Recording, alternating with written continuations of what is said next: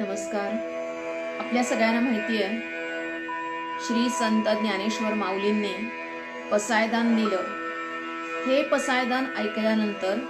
मनामध्ये भक्ती, शांतता, समाधान का निर्माण होतं? या अक्षरांची रचना काय आहे,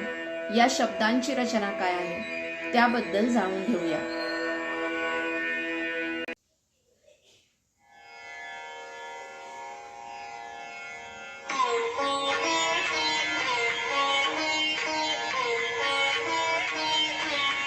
ओम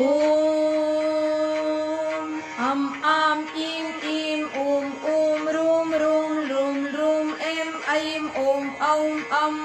आहा कम खम गम गम गम चम छम झम झम यम टम ठम डम ढम णम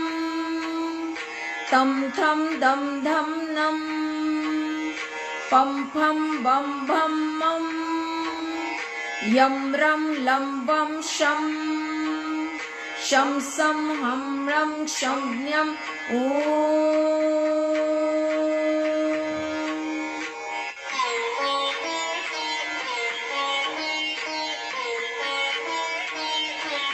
ओम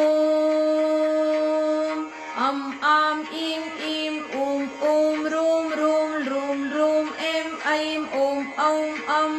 आहा कम खम गम घम ngम चम छम झम झम यम टम ठम डम ढम णम तम थम दम धम नम पम फम बम भम मम